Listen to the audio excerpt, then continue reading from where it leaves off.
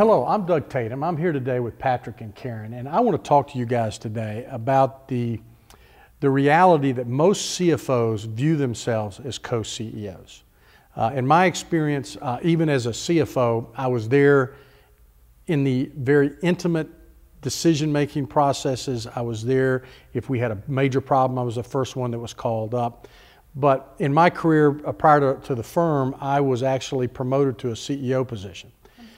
Yeah, well, it's interesting because I went home for the weekend as a CFO, and I came in Monday as a CEO, and I was absolutely shocked at the difference in the roles.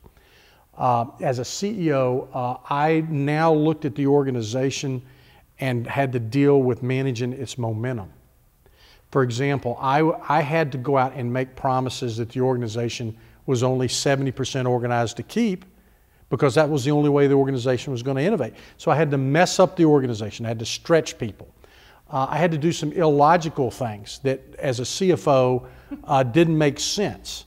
I had to deal with salespeople and the motivation behind that. I had to deal with the communication of problems, but I also had to do it in the context of being optimistic. And so it was a completely, utterly different role. And I think most CFOs don't understand that. And what I want to talk about a little bit today is I firmly believe that the CFO has to remain strategic, as we've talked about, but they cannot be a co-CEO. That there's a role there where they become the enabler of the CEO by virtue of their willingness to be a guardrail, like we've talked about. So we'll start off with you, Karen. You've made that transition. What do you think? Am I right or am I wrong? No, you're absolutely right. And when I was a CFO, I thought, oh, being a CEO is going to be a piece of cake. I'm in every meeting. I know how to do this. No. It's like, whoa, what, you know, it's an entirely different world. And it's hard to articulate, as you said, the differences. But I think every CFO, and we did it with our CEOs, they came back in or they heard some, you know, some goals or some, you know, where we're taking the company. And we're like, what? You know, what were they drinking last night? You know, what? You know, I want some of those drugs. It didn't make any sense. But that's what a CEO is supposed to do. And so what a CFO needs to understand is that's the CEO's job, to push and to innovate and to be visionary. The CFO now has got to figure out how we can do that, and to, as we discussed earlier, put those guardrails in place, but also kind of be the barometer and be looking at not the historical world, because that's already happened. Yes, we report on it, but it's too late. That's happened. But be very focused on operational metrics, on analytics, and on business models that are, you know, in line with where the CEO wants to take the company. If it's wrong, as you know, we've discussed, you got to raise your hand up and say, this isn't going to work. Maybe we need to make a tweak here or a tweak here, but that's what their job is. And it's not to be the visionary and come up with the new products or the new market. It's to test and validate those for the CEO. You know, I always told my CFO I would rather be embarrassed in private as a way to connect that. And Patrick, you had brought out some earlier discussion about the analytical skills we bring to historical financial statements when they're deployed in testing the viability of the model. The CFO, talk a little bit about the CFO in that context as opposed to having a hand on the steering wheel, because when the CFO starts trying to, well, add a little weight to the accelerator on behalf of the CEO, we have some problems, I'm presuming.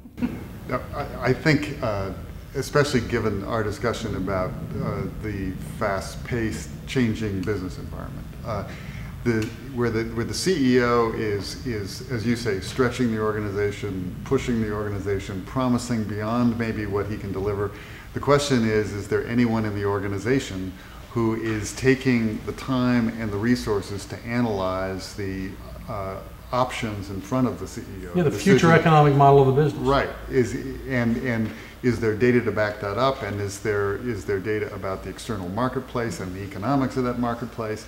And someone who uses his analytical ability and data mastery to really test the likely outcome of various scenarios, the one who the CEO can really look to and say, this is where I think I want to go. My gut tells me I should go there.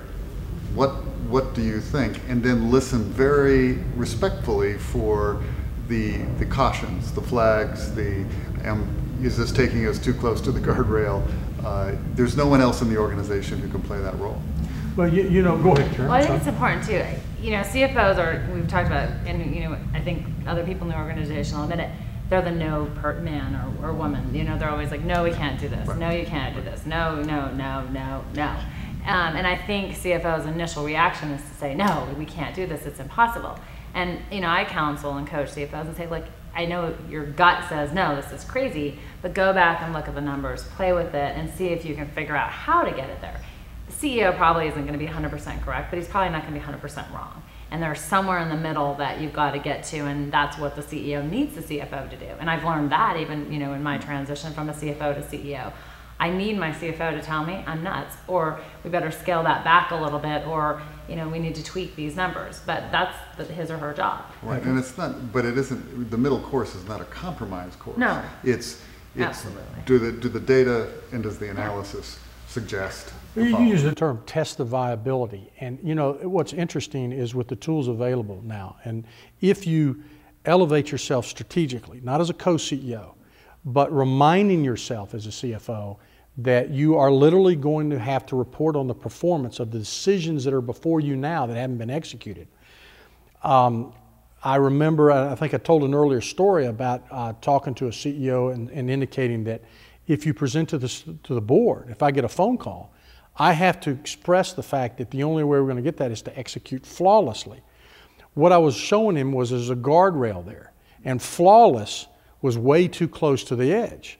And so setting those expectations, Patrick, the idea that you talked about using these skills and the tools that we have to test the viability of what that CEO has to make as a gut choice many times, actually makes him a better CEO.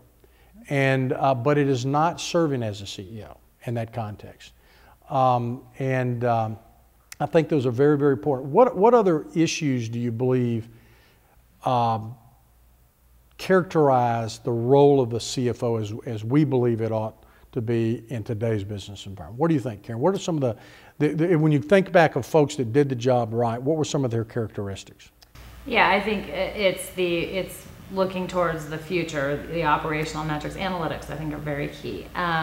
Anyone who kind of drifted more towards that compliance, and you know, compliance is important, but it's not the CFO's job. The CFO is kind of the check the box. But any CFO that we've seen, and we see it daily, where they're back in the books and they're back, you know, looking at the FAS 123 calculations. It's like those guys tend to be, you know, they're spending energy on non-strategic items. I didn't say not important, but non-strategic. And so when you start to see a CFO drift back, and I know why they do it, it's comfort. You know, we know it's controllable, there's guidelines, there's little boxes, and we can check them, and it's a controlled environment. Where CFOs are being asked to play today is not controlled. In the strategic, there's a lot of unknowns, there's a lot of variables, and it's an uncomfortable situation. So CFOs, I think, tend to just kind of go back to the comfort zone. When we see that happen, we almost always see, you know, that be kind of the beginning of the end for a CFO for a variety of reasons. You know, I think one of the skill sets I've found is the ability for a CFO to articulate the risks of the model going forward. And when you articulate the risk, you're not Mr. or Miss No. Right. What you're saying is that we understand where the leverage points are. We understand where we have to slow down around that curve. And that raises the credibility of the economics going forward. In other words, I've found, and Patrick, you ought to comment on this given your broad experience, because I understand you also work with emerging energy companies, right, and you've trained venture capitalists. It's all about risk management. You know, where's the greatest opportunity for the least risk? Where's the leverage? Where am I taking my chances? Have you found that to be the case? It's absolutely true, and that analysis of risk profile is critical. But it also, you know, this issue of being co-CEO, the clarity that CFOs could have about what their role is versus the CEO role, an important part of the CFO role is to have a relationship with the CEO, where the CEO sees clearly the difference between his role and the CFO's role, and comes to trust the advice and analysis of the CFO, not as the decision maker, which the CEO is, but as that person who's going to really have his back in terms of, as I, CEO, think about how I'm going to push this company, do I have someone there worried about whether I can actually pull it off, whether the marketplace is really going to allow me to do that? If the CEO gets into a position where he begins to trust the CFO as that person who will be the trusted advisor and analytics person who will help me make the best decisions, that's a recipe for success going forward, I think. Well, you know, I'm reminded of an old Bobby Bowden, a famous football coach, who remarked about a trainer that he had for 15 years, and he was asked why he was so valuable. And he said, because he's the one person in the organization I can trust to tell me when I push the team too far. And that's an illustrative of what you're talking about. I'm also fascinated with the idea, and I think perhaps our audience, I'm sure, includes some CEOs. The CEO has a responsibility to help define that role as well. And I think that we've had questions before in audiences where CFOs have said, well, how do I define this relationship with my peers and with the CEO?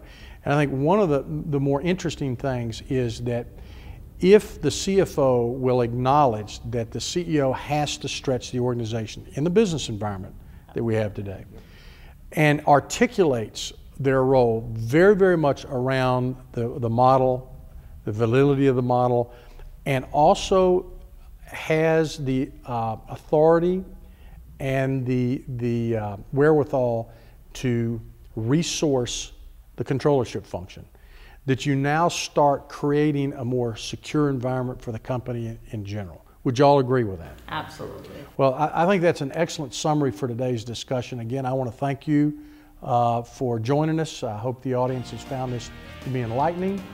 And thank you again for spending the time with us today.